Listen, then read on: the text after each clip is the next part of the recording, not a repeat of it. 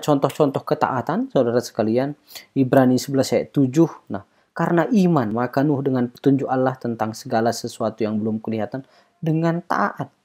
Jadi Nuh taat mempersiapkan, bahkan dia tidak pernah lihat kapal, dia tidak pernah lihat banjir.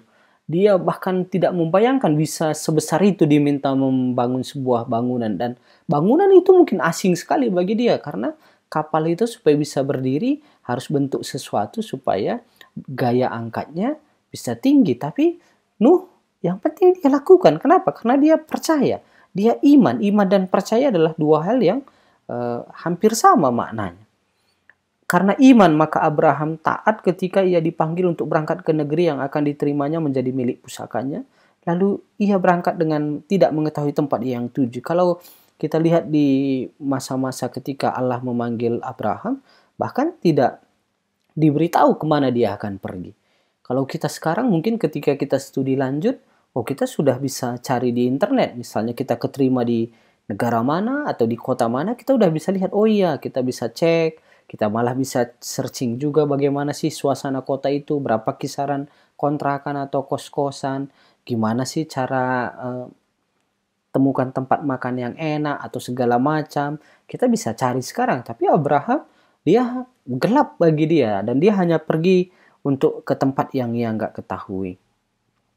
Nah, di Kisah Para Rasul 26 ayat 19 disebutkan bahwa sebab itu ya Raja Agripa, kepada penglihatan yang dari sorga itu tidak pernah aku tidak taat. Inilah komitmen, inilah keteguhan di mana kita mengatakan bahwa ya saya mau taat. Kisah Para Rasul 4 ayat 18-19 dikatakan bahwa dan setelah keduanya disuruh masuk, mereka diperintahkan supaya sama sekali jangan berbicara atau mengajar lagi dalam nama Yesus. Siapakah yang dimaksud ini? Salah satunya Petrus. Siapakah yang menyuruh mereka jangan bicara lagi dalam nama Yesus? Adalah imam-imam yang menuntut Yesus, yang membawa Yesus ke Pilatus untuk disalibkan. Jadi bayangkan sekarang seorang Petrus yang kemarin menyangkal Yesus karena rasa takutnya melihat bagaimana penganiayaan Yesus. Dan sekarang di hadapan dia adalah orang-orang yang punya power, punya otoritas untuk melakukan hal yang sama kepada diri dia dengan yang dilakukan kepada Yesus. Apa jawab Yesus? Jawab Petrus. Tapi Petrus dan Yohanes menjawab mereka, silahkan kamu putuskan sendiri manakah yang benar di hadapan Allah, taat kepada kamu atau taat kepada Allah.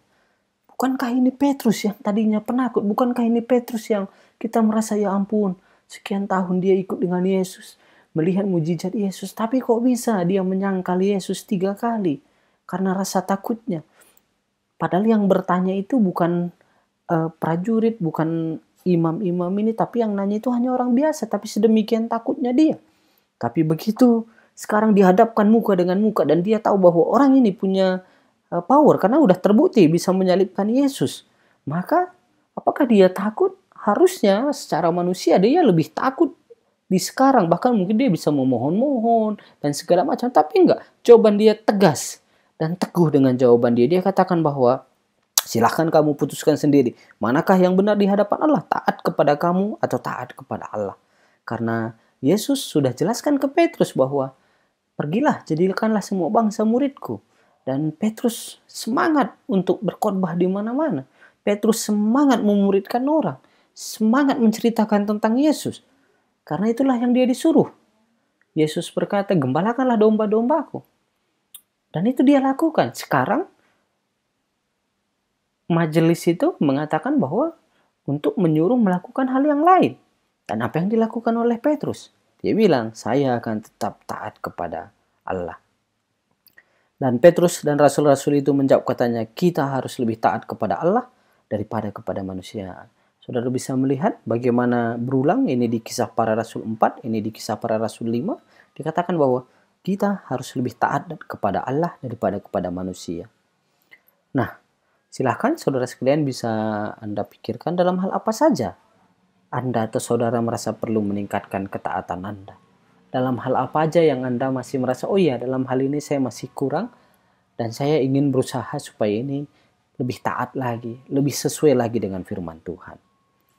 Kerinduan Allah adalah di Matius 22 ayat 37 salah satu kata Allah kepada kita. Jawab Yesus kepadanya, kasihilah Tuhan Allahmu dengan segenap hatimu. Jadi salah satu yang Allah inginkan, rindukan dari kita adalah bagaimana kita mengasihi Tuhan dengan segenap hati dan dengan segenap jiwa, di mana kita meletakkan kehendak Allah lebih tinggi dari kehendak kita, seperti Yesus katakan, bukan kehendakku yang jadi, tapi kehendakmu lah jadi, di mana kita mengatakan bahwa kita mengikuti perintah Allah lebih tinggi daripada apa yang kata manusia. Kalau yang kata manusia itu bertentangan dengan firman Tuhan, maka bisa nggak kita seperti Petrus katakan bahwa kita harus lebih taat kepada Allah daripada kepada manusia.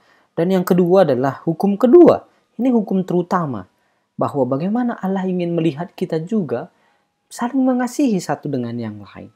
Tidak harus dalam kasih yang seperti apa, tapi bisa nggak tindakan kita, perbuatan kita, ucapan kita itu karena kita mengasihi orang itu, terlepas seperti apa dia. Dan yang terakhir, saudara sekalian, adalah amanat agung menjadi kehidupan kita selama kita ada di dunia. Karena amanat agung ini bercerita tentang bagaimana kita dengan manusia, bagaimana tanggung jawab kita terhadap manusia yang lain, maka itu hanya bisa dilakukan selama kita hidup. Karena begitu nanti kita sudah tinggalkan, maka tidak lagi kita bisa memuridkan orang, tidak lagi kita bisa menceritakan tentang Yesus. Matius 21 ayat 8 sampai 32. Demikian saudara sekalian kira-kira. Jadi ketaatan itu adalah buah-buah dari iman kita. Bukti bahwa kita adalah orang percaya adalah ditunjukkan melalui ketaatan kita kepada hukum-hukum Allah. Terima kasih, Tuhan Yesus memberkati kita semua, dan mari kita berdoa supaya Tuhan selalu memberikan hikmat dan kebijaksanaan bagi kita. Mari kita berdoa. Ya Tuhan, kami mengucap syukur atas berkat-berkat dan kebaikan Tuhan dalam hidup kami. Terima kasih, dengan situasi seperti ini pun kami masih bisa belajar banyak hal. Kiranya Tuhan yang jagai dan lindungi kami, dan kiranya Tuhan yang berikan hikmat dan kebijaksanaan bagi kami.